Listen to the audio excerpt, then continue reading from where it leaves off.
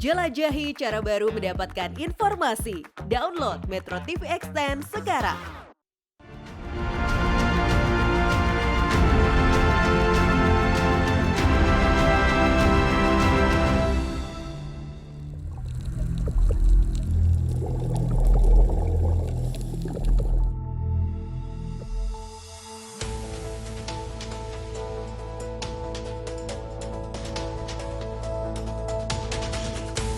Gotong royong sebagai riuh penggerak bangsa merupakan budaya masyarakat yang diwariskan secara turun-temurun dan kemudian menjadi karakteristik jati diri bangsa Indonesia. Salam Pancasila. Perjalanan panjang lahirnya Pancasila terukir dalam sejarah. Pancasila bukan sekedar simbol persatuan dan kesatuan bangsa. Tetapi lebih dari itu, Pancasila adalah acuan kehidupan bermasyarakat, berbangsa, dan bernegara. Nilai-nilai yang terkandung dalam Pancasila bagai mutiara tiada tara. Sejatinya Pancasila bisa merangkul bangsa Indonesia yang majemuk. Senantiasa bersatu dalam perbedaan, hidup berdampingan dan gotong royong tanpa memandang suku, ras, ataupun agama. Salam Pancasila. Konsepsi gotong royong yang menjadi karakter Indonesia menyimpan nilai-nilai kemanusiaan, yaitu kesejahteraan sosial yang adil dan makmur dengan tujuan bergandeng bersama untuk kemajuan bangsa. Para pemikir bangsa kita, the founding father, telah melihat betapa uniknya negeri kita ini. Dengan perbedaan-perbedaan yang kita miliki. Berbeda agama, berbeda suku, berbeda dialek, berbeda budaya. Semuanya ini telah dipikirkan. Dipikirkan untuk tidak menyebabkan perbedaan-perbedaan ini melahirkan perpecahan di antara kita satu sama lain.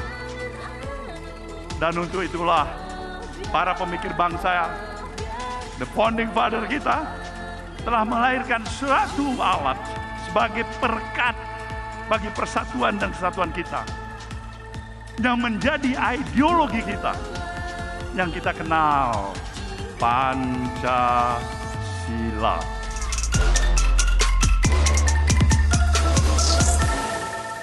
Ya, pemirsa, Indonesia adalah negara besar yang kaya dengan perbedaan. Mulai agama, suku, budaya hingga bahasa. Semua perbedaan sudah dipikirkan secara matang oleh para pendiri bangsa ini, the founding fathers, agar tidak terjadi perpecahan. Caranya dengan melahirkan alat perekat persatuan dan kesatuan, namanya Pancasila. Nah, sebagai ideologi negara, intisari Pancasila menurut pemikiran the founding fathers adalah gotong royong. Semangat gotong royong sudah tertanam sejak zaman nenek moyang kita dulu saat mengusir para penjajah. Tidak heran jika gotong royong telah menjadi jati diri dan kepribadian bangsa Indonesia. Namun di era modernisasi sekarang ini dengan derasnya budaya asing, kondisi perekonomian yang tidak merata, dan iklim politik yang semakin panas, apakah semangat gotong royong masih melekat atau justru perlahan-lahan sudah memudar sehingga bisa mengancam keutuhan persatuan dan kesatuan bangsa? Nah, malam hari ini kita akan membahasnya di Visi Negarawan, Merawat Jati Diri Bangsa bersama saya, Reno Reksa. Malam ini pemirsa, saya sudah ditemani beberapa narasumber yang luar biasa. Ada yang pertama adalah Bapak Zainud Tauhid Saadi sebagai Wakil Ketua Wantim Majelis Ulama Indonesia. Kemudian ada Bapak Sukidi sebagai pemikir kebangsaan dan juga Bapak Burhanuddin Muhtadi, Direktur Eksekutif Indikator Politik Indonesia. Selamat malam, Bapak-bapak. Malam. Selamat malam, Mas. Terima kasih sudah hadir di Studio Metro TV malam Terima hari kasih ini. diundang, Mas. Baik, sebelum kita berbincang soal tema kita hari ini, kita akan simak bersama terlebih dahulu kutipan pernyataan Surya Paloh terkait gotong royong di Indonesia dengan zaman ini. Saudara-saudara, para peserta apel siaga yang saya banggakan, Indonesia yang kita kenal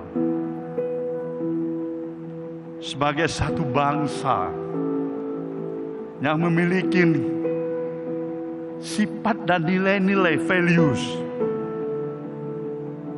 keindonesiaan yang seutuhnya.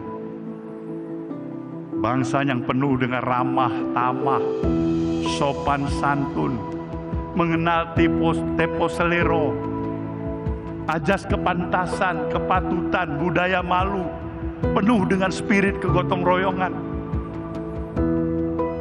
Hari ini kita sudah hampir sulit untuk menemukan karakter sejatinya bangsa Indonesia seperti apa yang kita kenal seperti itu. Bangsa kita telah berubah. Hari ini dari semangat yang penuh dengan rasa kegotong royongan dan kebersamaan, semangat kekitaan, berubah menjadi bangsa dengan semangat keakuan individualistik yang menghargai nilai-nilai transaksional materialistik yang serba pragmatis. Dan itulah Indonesia hari ini. Kita terjebak pada pragmatisme, kita terjebak dari sikap yang penuh keterus-terangan menjadi bangsa yang penuh dengan kepura-puraan atau munafik. Dan itulah kita, Indonesia hari ini. Itulah pernyataan Surya Paloh beberapa waktu lalu, tepatnya pada tanggal 16 Juli 2023 yang salah satunya membahas soal bagaimana semakin sulit ditemukannya gotong royong di Indonesia. Saya mungkin ke Pak Zainud, apa ya kira-kira yang membuat gotong royong di Indonesia di masa kini semakin langka untuk ditemukan menurut Pak Zainud dari perspektif agama?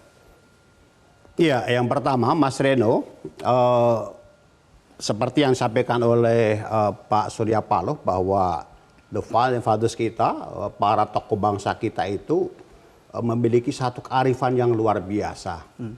Ya, keberagaman, ya, perbedaan suku, adat istiadat, budaya, agama itu kemudian tidak menjadikan kita ini bercerai-berai. Ya. Bahkan kita memiliki kesepakatan nasional untuk membentuk sebuah nilai yang bisa diterima oleh semua pihak, yaitu Pancasila. Ya. Nah, dari nilai Pancasila itu yang menarik, sila pertama adalah ketuhanan yang Maha Esa. Ini menegaskan bahwa negara kita secara eksplisit mengakui eksistensi Tuhan sebagai maha baik. Seluruh rakyat Indonesia, seluruh masyarakat ya, Indonesia dan juga bangsa dan negara ada relasi yang sangat kuat antara kekuatan supranatural dan kekuatan yang profan, kekuatan yang memang harus dijadikan sebagai landasan di dalam kehidupan berbangsa dan bernegara. Ya. Sehingga nilai ketuhanan ini betul-betul menjadi sebuah kekuatan ya, yang bisa menghimpun seluruh masyarakat Indonesia. Dan tentunya nilai-nilai ketuhanan ini harus diterjemahkan dalam sikap keberagaman yang inklusif, sikap keberagaman yang toleran, sikap keberagaman yang bisa menjadikan kita ini bersama, bersatu. Karena ini adalah merupakan kehendak, ya, merupakan cita-cita dari para pendiri bangsa kita. Oke, baik. Saya kalau mau melihat dari kacamata perspektif Mas Burhan, kalau ini berarti dari sisi politik ya. Jangan-jangan gotong royong semakin langka karena elit politik di Indonesia tidak mencontohkan bagaimana gotong royong itu seharusnya dilakukan.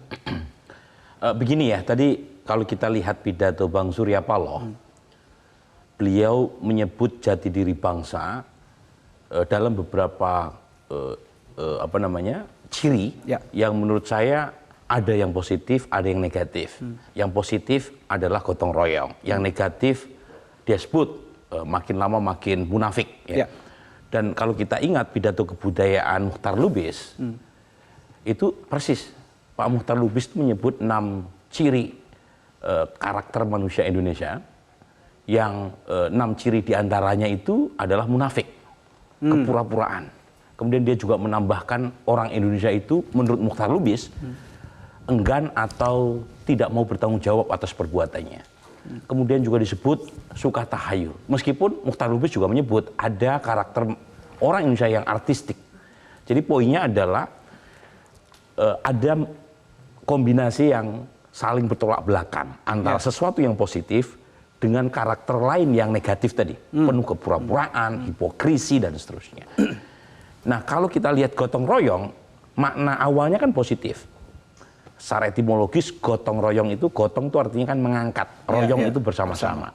Itu satu konsep solidaritas sosial di tengah masyarakat kita yang percaya bahwa orang Indonesia itu tidak akan merelakan tetangganya, saudaranya, atau sesamanya itu menderita. Jadi mereka tanggung renteng untuk menyelamatkan sesama. Nah, secara sosial itu bagus sekali makna gotong royong itu. Tetapi kemudian mengalami semacam pergeseran makna, terutama ketika dibawa ke ranah politik. Karena seolah-olah gotong royong ini itu menjadi pintu masuk buat elit politik untuk mendapatkan power sharing, mengejar rente. Jadi jangan lupa, salah satu ciri khas politik Indonesia adalah koalisi yang super mayoritas. Mereka berbeda tajam dalam pemilu, tapi setelah pemilu selesai, semuanya rame-rame ke dalam pemerintahan atas nama gotong royong. Jadi selalu tuh kalau kita dengar mengapa... Berarti gotong royong hanya menjadi pintu untuk masuk? Untuk menjustifikasi nafsu serakah tadi, supaya mendapatkan semacam the spoil of power tadi. Nah ini yang menurut saya gotong royong yang maknanya positif, yang kita tahu secara sosial terbukti dalam sekian rentang waktu ya, gotong royong itu mampu menyelamatkan Indonesia ya dari banyak hal, termasuk misalnya dalam kasus COVID. Kalau nggak ada semangat gotong royong, berapa banyak itu yang tercidera ya, atau bahkan menjadi korban. Tapi oleh elit politik, makna gotong royong itu seolah-olah dijadikan legitimasi kultural untuk mengesahkan, membenarkan praktek mereka masuk ke dalam pemerintahan, padahal mereka misalnya kalah dalam pemilu. Nah ini yang menyebabkan kemudian... Untuk dapat posisi berarti ya? Iya, ini yang menyebabkan kualitas demokrasi kita menurun karena tidak ada checks and balance. Jadi prinsip demokrasi itu kan pada dasarnya adalah tawasobil hak, ya, saling mengingatkan dalam kebenaran. Nah itu tidak terjadi kalau semua kekuatan politik masuk ke dalam pemerintahan, sehingga bandul oposisinya itu timpang. Nah ini sayangnya lagi-lagi pakai atas nama gotong royong. Padahal pada dasarnya ya untuk menutupi keinginan untuk mengejar kekuasaan. Baik. Saya bergeser ke Pak Sukidi. Gotong royong tadi disebutkan sudah mulai pudar, sudah bergeser maknanya seperti kata Mas Burhan tadi, bergeser dari positif ke negatif. Kalau dari perspektif pendidikan, Anda melihat gotong royong ini pudar karena memang dari segi apanya yang kurang? Terima kasih Mas Rino. Saya kira di tengah tantangan mulai memudarnya gotong royong, maka kita perlu menghidupkan kembali prinsip gotong royong yang menjadi inti dari pidato Bung Karno pada 1 Juni 1945. Bung Karno setelah menguraikan sila demi sila Pancasila, Bung Karno memberikan satu penegasan bahwa saripati Pancasila itu adalah gotong royong. Dan secara spesifik, Bung Karno memberikan satu penegasan bahwa gotong royong antara lain diwujudkan pada kebersamaan, saling bantu-binantu antara yang kaya dan miskin. Karena itu saya ingin memberikan satu penegasan bahwa prinsip gotong royong ini harus diorientasikan pada kesadaran dan kolektif seluruh elemen bangsa, terutama antara pemerintah dan penguasa, pengusaha, masyarakat sipil, akademisi untuk bantu-binantu, bahu-membahu, membantu mereka yang disebut dalam konstitusi sebagai kaum fakir, miskin, dan yang terlantar. Saya kira orientasi utama gotong royong harus ditekankan pada kebersamaan, kolaborasi nasional untuk membantu mereka yang fakir, miskin, dan terlantar. Data terakhir dari BPS, 25 juta lebih masyarakat kita masih miskin, itu dengan asumsi sekitar 550-an ribu sekian untuk kemiskinan. Tapi kalau data itu dinaikkan sedikit aja, kemiskinan akan bertambah. Karena itu gotong royong dalam maknanya yang lebih besar itu harus diorientasikan pada kesadaran kolektif bangsa ini untuk membantu mereka yang miskin. Itu yang pertama. Yang kedua yang tak kalah pentingnya adalah Bung Karno menyebut bahwa prinsip gotong royong itu juga terutama ditujukan gotong royong antara istilah Bung Karno yang Islam dan yang Kristen. Ini sekedar contoh aja bahwa dalam pikiran Bung Karno, gotong royong itu juga diterjemahkan, diaplikasikan dalam kehidupan keberagamaan, kehidupan agama, agar mereka yang berasal dari berbagai tradisi agama yang berbeda untuk selalu memegang teguh prinsip gotong royong untuk bersama-sama membangun keharmonisan, membangun kesetaraan, membangun sikap saling respect satu sama lain. Karena the ethic of mutual respect ini, etika untuk memberikan respect yang setara sesama manusia, sesama warga, inilah yang sebenarnya menjadi inti dasar dari kehidupan Indonesia yang setara. Baik. Saya ada pertanyaan begini, bagaimana kemudian nanti Pak Zainud bisa menjawab agama ini bisa berperan sebagai benteng menjaga jati diri bangsa? Ini bagaimana peran yang bisa dilakukan, tapi ditahan dulu Pak Zainud jawabannya, kita harus jeda sejenak. Pemirsa, tetaplah bersama kami, Visi Negarawan masih akan kembali sesaat lagi.